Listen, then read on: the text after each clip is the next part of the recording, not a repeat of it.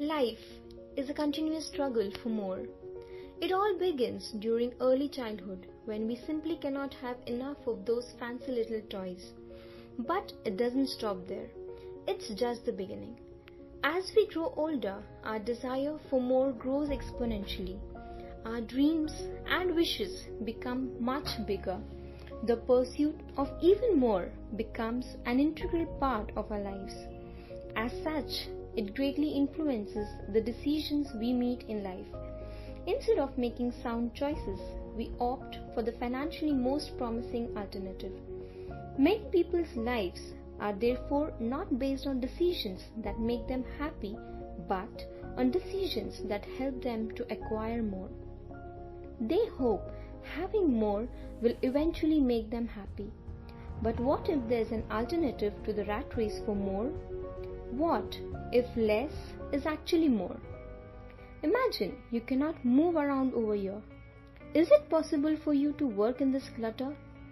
Do you feel stressed or burdened by the sight? Now imagine this neatly organized house.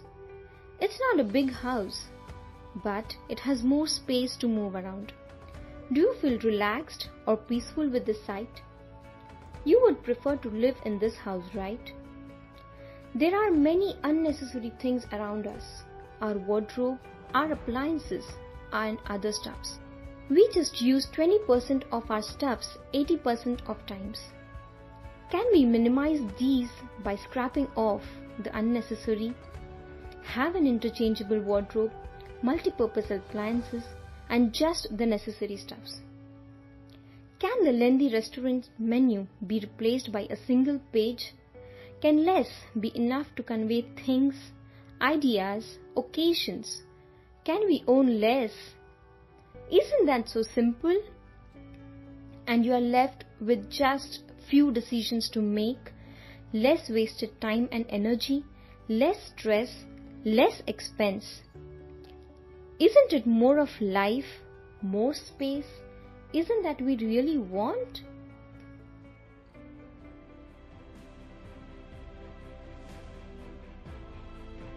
Architecture, since ages, has been an expression of art, culture, values, power, belief system, political system, and so on. Decoration and ornamentation were one such tool in architecture used to embellish the parts of the building and furniture. It has faced changes in its definition over the period of time. It was revealed sometimes in the form of mere expression and sometimes as a show of power. Ornamentation in the history was inspired from nature and geometry and slowly adapted to every use. It became the building's identity while lifting its value and prestige. The emergence of industrialization and factories created reaction against the machine production. Depicting pre-industrial medieval society as a golden age, the protagonist developed a critical view of industrial society. Ornamentation had created controversies among critics. Minimalists argued that ornamentation is superfluous and should be eliminated. The rejection of ornamentation began in the late 19th century by modernists who dismissed as extraneous. Ornamentation became an independent element of composition. Industrial Revolution pushed people to look for a new style, a modern style. Structural ornament as a new style was followed by architect Louis Sullivan, Le Corbusier, Mies van der Rohe, F.L. Wright, and many others. The Industrial Revolution led to redefine the function of buildings as a simple requirement of shelter. This approach led to a return to the principles of primitive sense of architecture based on social priority and purposes.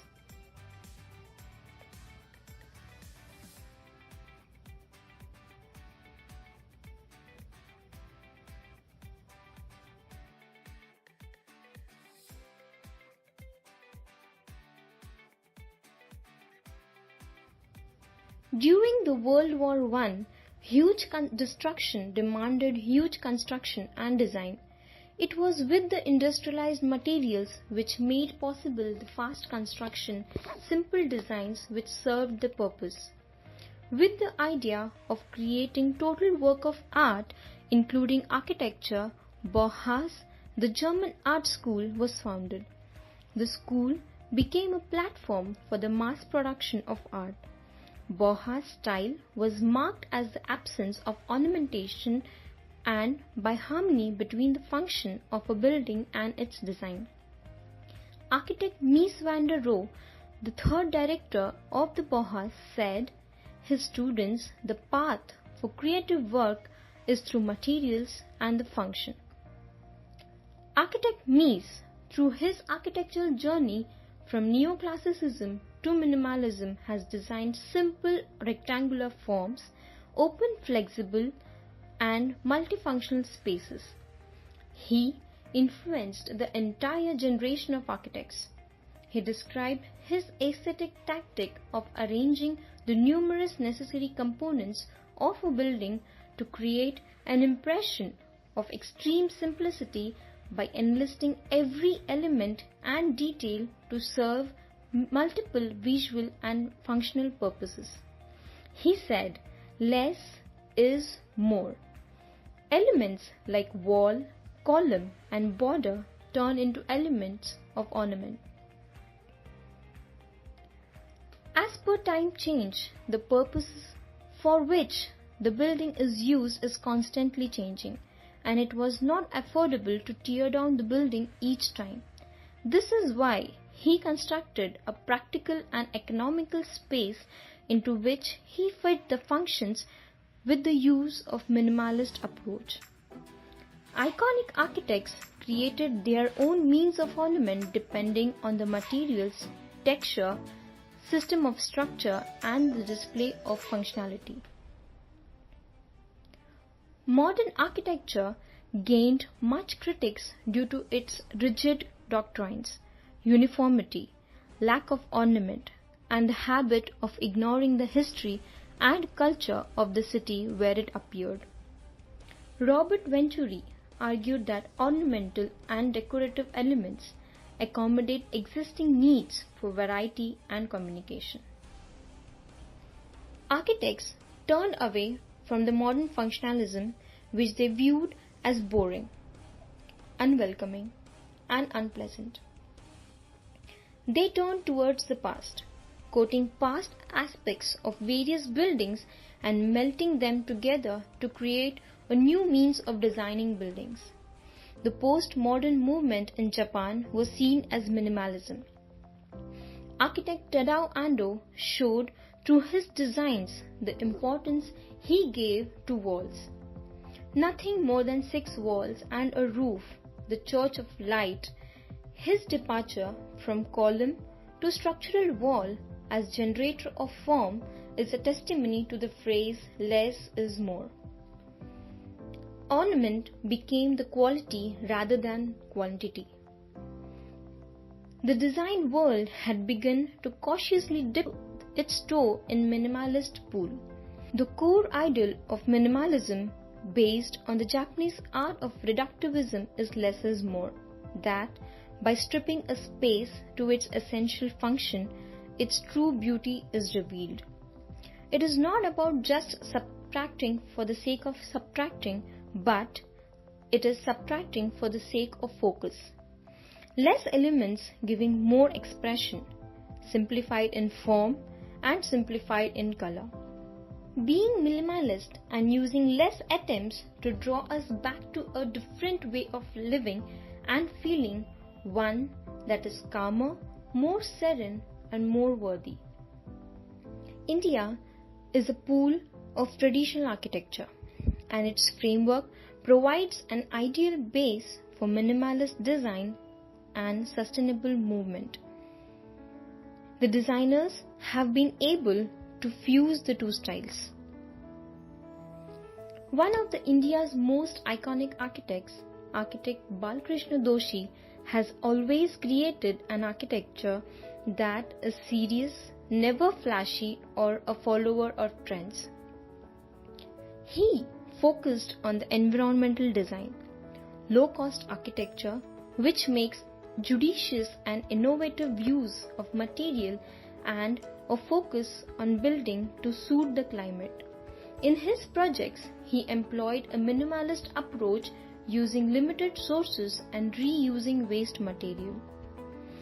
Our earth has definite resources: timber, sand, clay, oil, copper, gold, natural gas, iron ore, potassium, and so on.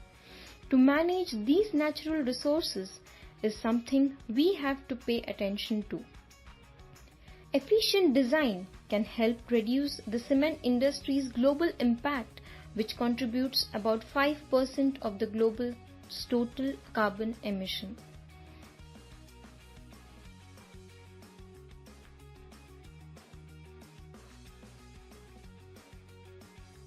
The less we use Earth's resources, the more we live on Earth. Less use of land, less fuels, less water, less garbage, less pollution, less destruction. Can less save the world?